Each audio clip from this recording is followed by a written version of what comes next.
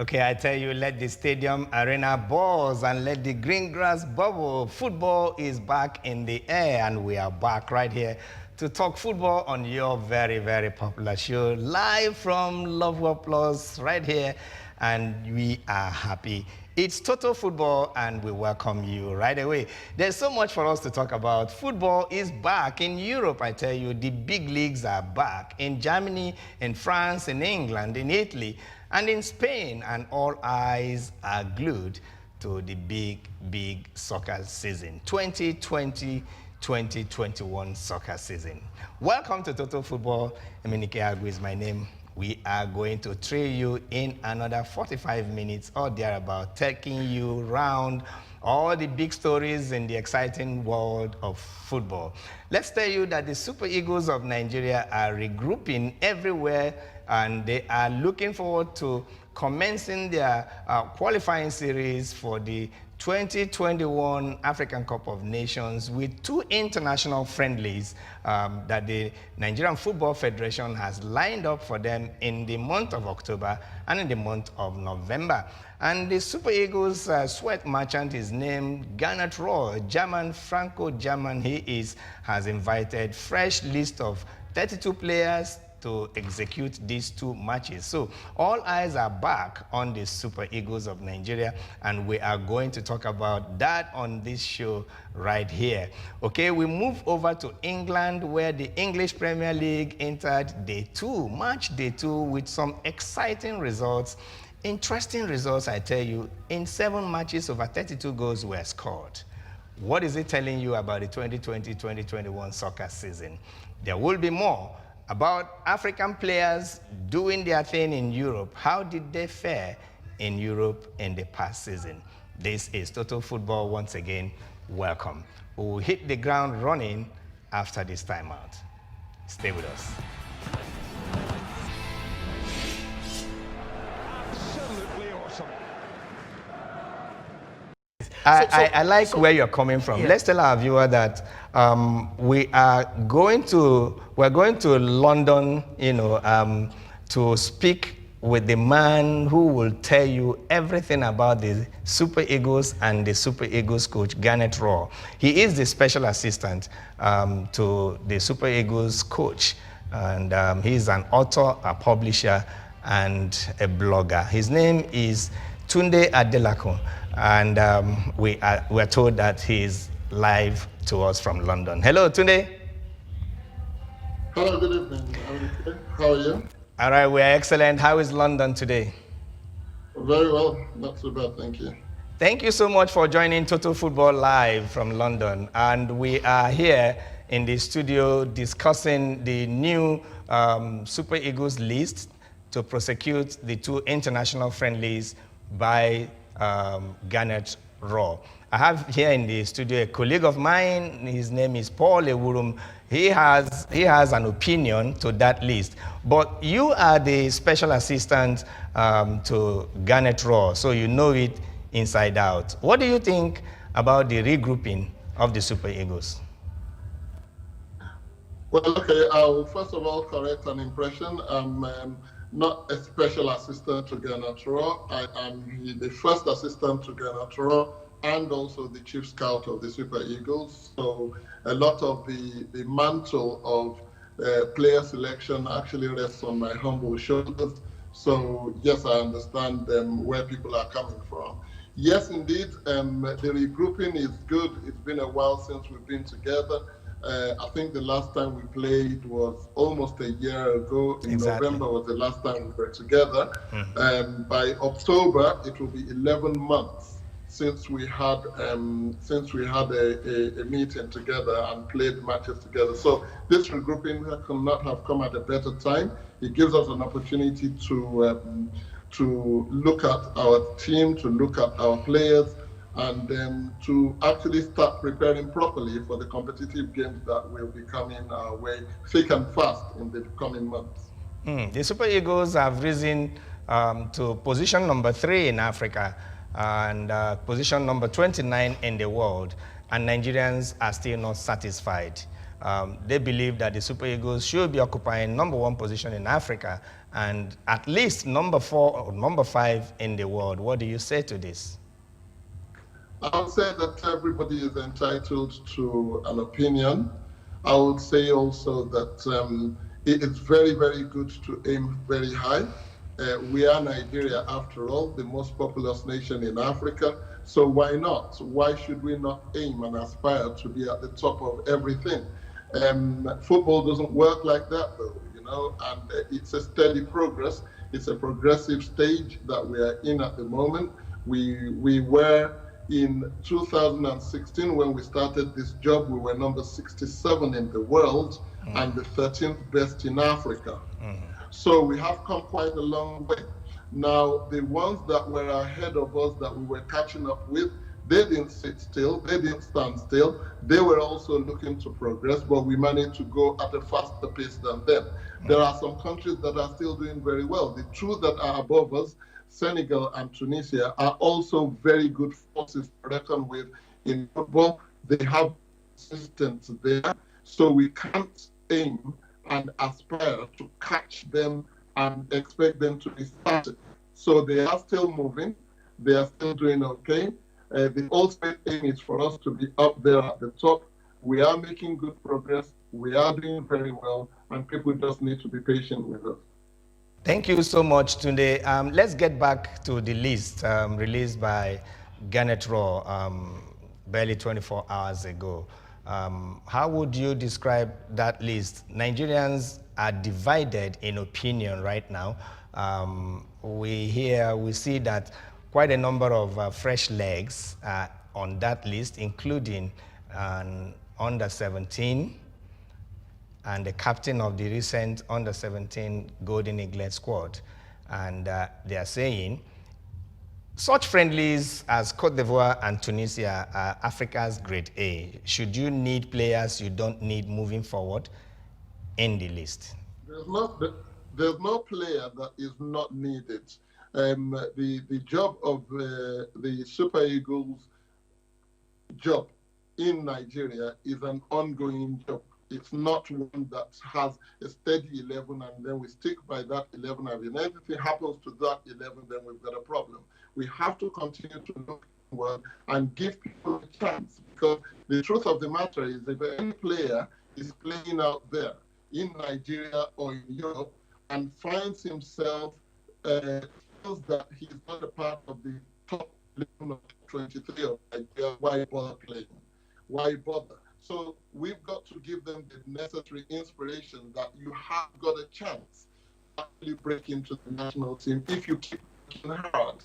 And that is exactly the philosophy. I'll give you a short example of where we're coming from. When we started this job in 2016 in August, I remember having our first meeting in Spain with Gernot Rohr and the officials of the Nigeria Football Federation, where they told us to pick our list for our first game, which was to be against Tanzania in Uyo in September 2016. We picked our list based on the team that had been before. We added Ogene Karo Etebo, we added William Ekong and Shewa Abdullahi from the Olympic team, the recently concluded Olympic team. And I'm not giving myself any extra credit, but I remember saying to Gernot on the day, there is a boy, top striker in the Under-17 World Cup of last year.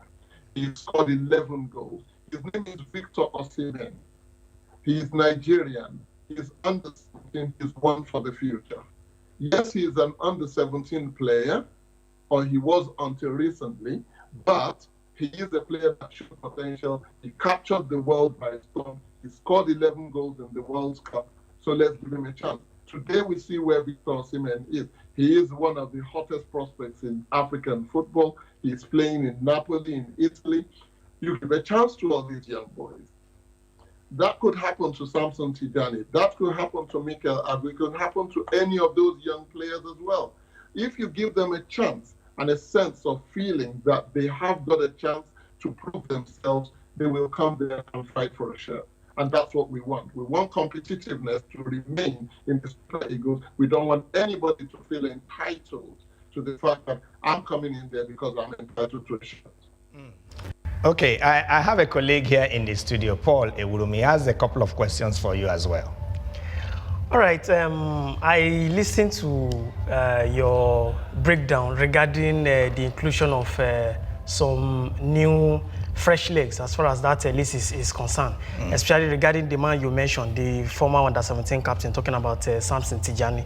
I also listening to Manu Garba, a one-time under-20 national team coach, and he criticized the inclusion of that very player. Okay, because I see him as an expert as far as youth football is concerned, and he is looking at it from a realistic point of view, and that is where I want to flow from now. Now, we have in the defensive midfield, we have our regulars, the Wiferi Indides of this world, the maybe Oge Yonazi, also we have Mikel Agu that is coming back. Are you saying that from a realistic point of view, Samson Tijani actually stands a chance? Because our first AFCON qualifier will be in November. Now, under normal condition, we are supposed to have a consistent team that will play together, get themselves, understand themselves, and will be able to prosecute that game effectively. Now, if we are trying out players within this period, bringing a 17-year or an 18-year-old into a team of which we know that at the long run, when the game proper comes, he possibly might not be included. Is it not rational for us to leave the DDs of this world to blend together with the regulars? Look at the goalkeeping proposition, for example. We are having new guys, Delian Lampaso, we are having Matthew Yakubu, we are having Maduka, and we know that these three goalkeepers might not make the final list because you still have Ikechukwu Ezenwa, Akpeyi, who is regular. What do you make of all this realistically?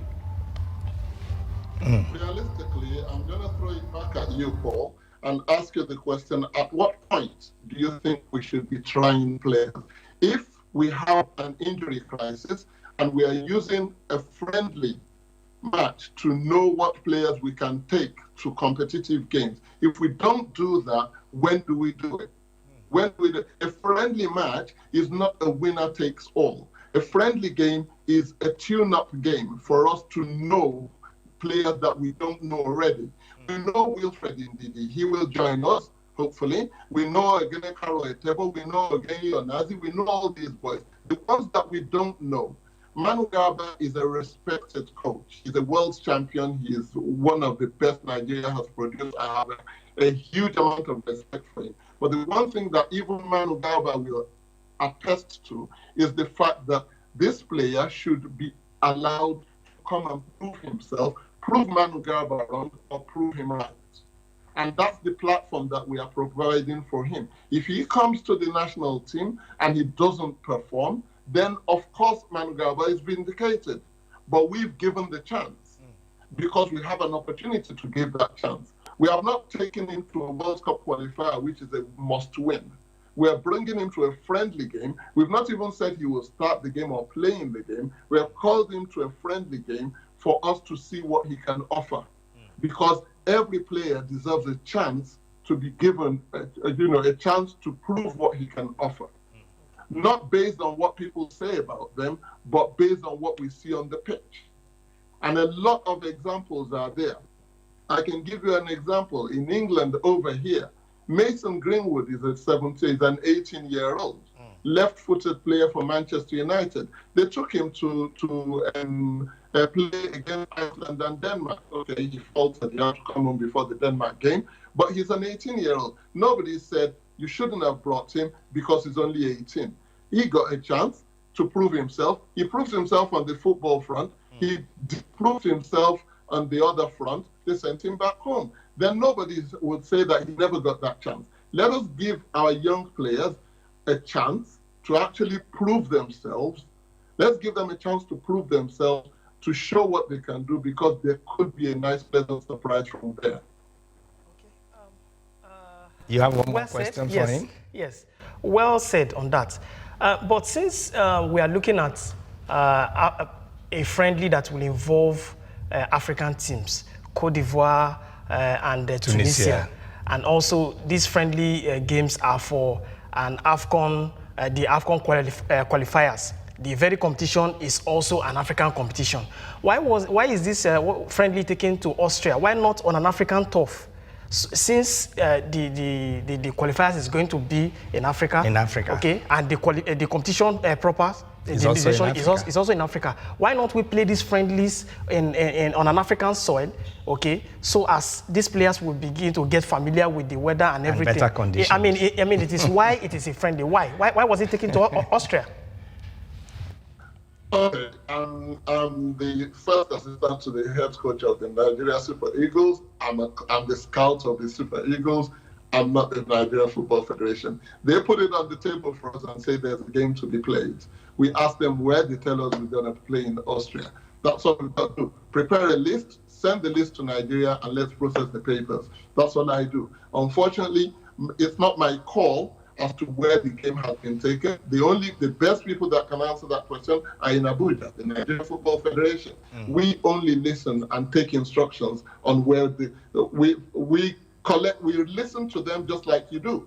They give us the information, they tell us where to go, and we've got to go there. So it doesn't really matter to what do we like? What would we like? We would like to play in front of fans. We'd like to come to Lagos. We'd like to come to Abuja. We'd like to play in Uyo, where our own fans will spur us and show us love. That's what we want. If they don't give it to us, what do? Do we say we don't want to play? We'll play anywhere, because the most important thing, especially in this difficult time, is we want to see football come back. And I'm happy to go play that game in the moon, as long as we can have football. Yeah, thank you so much for your time. I have just 2 more questions and we'll let you go. Left for me, there's so many things to talk about. There are so many questions to ask you. But let's address just 2 more. The homegrown Eagles are not well represented on that list, as in players that play their game in the domestic league in Nigeria. Why is that?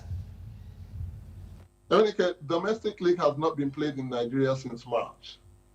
I can't tell you any more of that. So also, football has not been played in Europe until just a couple of weeks back. But football was played in Europe a couple of weeks back. It has still not been played in Nigeria up until this day, since March. Okay. That is 6 months out of action. Every player needs rhythm. They need to be training, they need to be playing. They need match situation. And if the match situation is not there, it's impossible for them. They will not break into that rhythm. Okay. All right. I get that point. But subsequently, you and the Super Eagles coach, Gernot Rohr'S, will probably have to look at how to include the home-based Super Eagles players in your scheme of things. Am I right? I'm a disciple of the Nigerian Premier League.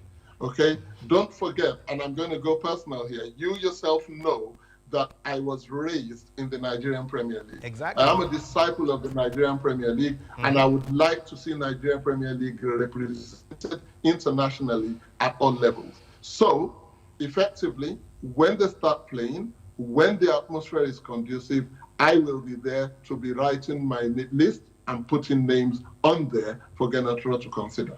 Thank you so much, Tunde. How would the Super Eagles rise to Africa #1 and world #5 we were in 1994? Well, hard work, dedication, hard work, dedication, and a collective harmonious desire from everybody to work together towards a common goal. There's a lot of negativity in our football at the moment. We need to get rid of it and come behind the team, because that is the team. We own it. Some people say, they talk about it, they're very frustrated, and they talk like if they can't wait to see us lose.